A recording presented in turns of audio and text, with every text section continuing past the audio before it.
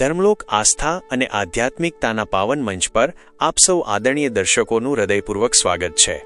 જીવનની સફરમાં જે લોકો ભીતરથી મજબૂત હોય છે ને તે અવારનવાર મૌન રહેવાનું પસંદ કરે છે, કારણ કે તેમને ઊંડો વિશ્વાસ હોય છે કે સમય એક દિવસ દરેક સવાલનો જવાબ ખૂબ જ સચોટ રીતે આપી દેશે। આજે આપણે ખાસ કરીને મકર રાશિના જાતકો વિશે વાત કરવા જઈ રહ્યા છીએ। આ વિડિયો સંપૂર્ણપણે મકર રાશિના ભાઈ બહેનો માટે જ તૈયાર કરવામાં આવ્યો છે, જે તેમના જીવનના આવનારા સમયનો અરીસો બનશે। જૂન 2026નો આ મહિનો તમારા માટે કેવો રહેવાનો છે તેના વિશે આપણે ખૂબ જ વિગતવાર અને વાસ્તવિક ચર્ચા કરીશું। આ મહિનામાં એક બહુ મોટી અને મહત્વપૂર્ણ જ્યોતિષીય ઘટના ઘટી રહી છે, જેમાં દેવગુરુ બૃહસ્પતિ પૂરા 12 વર્ષના લાંબા ગાળા પછી પોતાની ઉચ્ચ રાશિમાં માર્ગી થઈને ગોચર કરી રહ્યા છે। આ ઉપરાંત આ મહિનામાં કુલ મળીને 5 મોટા ગ્રહો જેમ કે ગુરુ, શુક્ર, સૂર્ય, મંગળ અને બુધ પોતાની સ્થિતિ બદલી રહ્યા છે।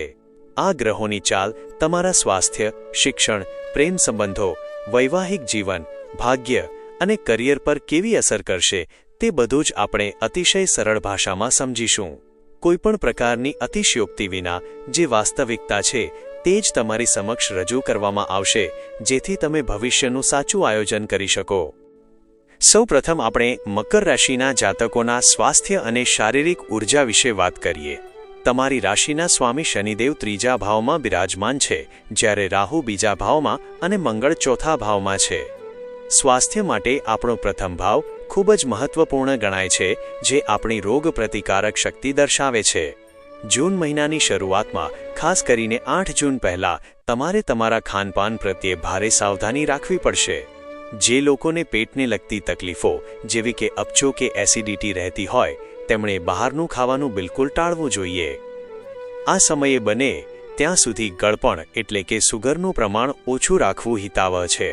શનિદેવ 3જા ભાવમાં હોવા છતાં બંને બાજુ રાહુ અને મંગળની હાજરી હોવાથી ક્યારેક શારીરિક થાક કે આળસનો અનુભવ થઈ શકે છે।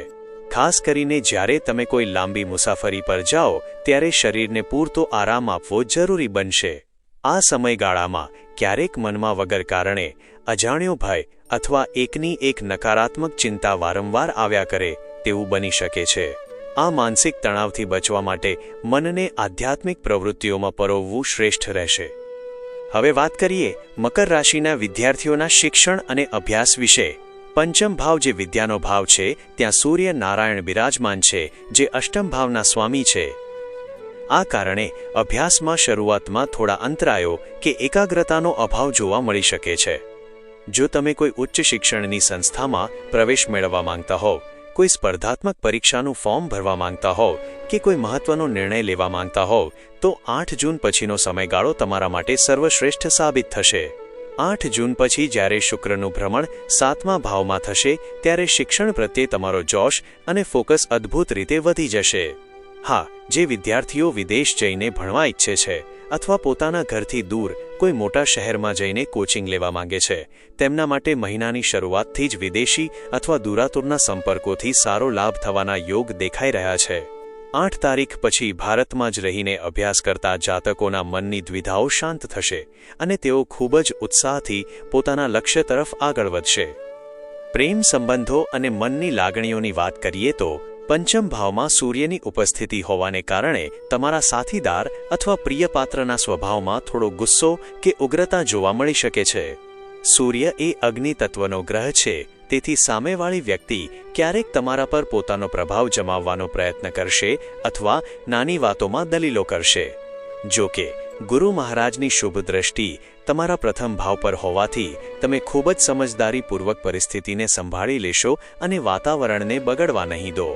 ખાસ કરીને 15 જૂન સુધી તમારે સામી વ્યક્તિના ગુસ્સા સામે મૌન રહીને પ્રેમથી કામ લેવું પડશે। જે પ્રેમી પંખીડાઓ વચ્ચે ભૂતકાળમાં કોઈ ગેરસમજ થઈ હોય, વાતચીત સંપૂર્ણ બંધ થઈ ગઈ હોય કે સોશિયલ મીડિયા પર બ્લોક કરી દીધા હોય તેમના માટે 8 જૂનથી 22 જૂનની વચ્ચે ફરીથી મનમેળ થવાના, જૂના મતભેદો ઉકેલાવાના અને સંબંધોમાં નવી તાજગી આવવાના પ્રબળ સંજોગો બની રહ્યા છે। લગ્ન જીવન એટલે કે દાંપત્ય સુખની દ્રષ્ટિએ આ મહિનો ખૂબ જ સુંદર વળાંક લઈને આવી રહ્યો છે। 7મ ભાવમાં ગુરુ મહારાજ પોતાની ઉચ્ચ રાશિમાં બિરાજમાન હોવાથી તેઓ લગ્ન જીવનના તમામ કષ્ટોને હરી લેશે। મકર રાશિના લોકો માટે સામાન્ય રીતે એવું જોવામાં આવ્યું છે કે તેમના અને તેમના જીવનસાથીના વિચારોમાં ઘણો મોટો તફાવત હોય છે, કારણ કે મકર રાશિનો સ્વામી શનિ છે, જે ખૂબ ધીમો ગ્રહ છે, અને સપ્તમ ભાવનો સ્વામી ચંદ્ર છે, જે અતિશય ગતિશીલ છે. આ વિરોધાભાસને કારણે અવારનવાર માનસિક તાલમેલ બેસાડવામાં મુશ્કેલી પડતી હોય છે, પરંતુ આ મહિને ગુરુની અસીમ કૃપાથી તમારા જીવનસાથી સાથેનો સંબંધ ખૂબ જ મધુર અને પરિપક્વ બનશે. એટલું જ નહીં, આ ગાળામાં તમારા જીવનસાથીને તેમના કાર્યક્ષેત્રમાં કોઈ મોટી સફળતા, ધનલાભ, પદ પ્રતિષ્ઠા કે નવું માન સન્માન મળી શકે છે, જેનાથી ઘરમાં ખુશીનું વાતાવરણ રહેશે. તમારે પણ તમારા સ્વભાવમાં રહેલો થોડો જિદ્દી કહી શકાય તેવો અભિગમ છોડીને પાર્ટનરની વાતોને માન આપવું પડશે. તમારા ભાગ્ય અને કરિયરની સ્થિતિ પર નજર કરીએ તો ભાગ્યેશ બુધ પોતાના જ ઘરમાં છઠ્ઠા ભાવમાં બેસીને એક મજબૂત વિપરીત રાજયોગ બનાવી રહ્યો છે. આ જ્યોતિષીય સ્થિતિ દર્શાવે છે કે તમારા જીવનમાં ગમે તેવા કરજ, રોગ કે શત્રુઓ માથું ઊંચકવાનો પ્રયત્ન કરે તો પણ તેઓ તમારું કંઈ જ બગાડી નહીં શકે અને આપોઆપ પરાસ્ત થઈ જશે. ભાગ્યનો સાથ તમને પૂરેપૂરો મળવાનો છે, તેથી જો તમે કોઈ નવું રોકાણ કરવા માંગો છો, કોઈ માંગલિક કાર્યનું આયોજન કરી રહ્યા છો અથવા વ્યાપારી મુસાફરી કરવા ઈચ્છો છો તો બિલકુલ નિશ્ચિંત થઈને આગળ વધી શકો છો. જે લોકો બહુરાષ્ટ્રીય કંપનીઓમાં એટલે કે MNCમાં નોકરી શોધી રહ્યા છે અથવા વિદેશી કંપનીઓ સાથે જોડાયેલા છે, તેમના માટે પણ જૂન મહિનો પ્રગતિના નવા દ્વાર ખોલશે. 8 જૂન પહેલાં ઓફિસ કે કાર્યસ્થળ પર કોઈની પણ સાથે વગર કામની દલીલોમાં ન ઉતરવું અને પોતાને સર્વશ્રેષ્ઠ સાબિત કરવાની હોડથી દૂર રહેવું. વ્યાપારીઓ માટે આ મહિનો દૈનિક આવકમાં સારો એવો વધારો કરાવશે. વેપારમાં કોઈ નવી વસ્તુ સામેલ કરવી હોય કે ધંધાનો વિસ્તાર કરવો હોય તો ગુરુ અને બુધની યુતિ તમને બહુ મોટો ફાયદો કરાવી આપશે. આ આખા મહિના દરમિયાન નિયમિત રૂપે શનિદેવના મંત્ર ઓમ પ્રામ પ્રીમ પ્રોમ સહ શનિશ્ચરાય નમઃનો જાપ કરવો, સાથે જ શુક્રના મંત્ર ઓમ દ્રામ દ્રીમ દ્રૌમ સહ શુક્રાય નમઃ ના એક માળા જાપ કરવાથી જીવનમાં સકારાત્મકતા વધશે. દર બુધવારે ગાય માતાની લીલા ઘાસથી સેવા કરવી અને ગણેશજીને દૂર્વા તથા લાડુનો ભોગ લગાવવો તમારા દરેક કાર્યોને નિર્વિઘ્ન પૂરા કરશે. જો તમને આ વિગતવાર અને સાચી માહિતી ગમી હોય તો વિડીયોને લાઇક અને શેર જરૂર કરજો. ધર્મલોક પરિવાર સાથે જોડાયેલા રહેવા માટે ચેનલને સબસ્ક્રાઇબ કરવાનું ભૂલતા નહીં. આપ સૌનું કલ્યાણ થાય. હર હર મહાદેવ.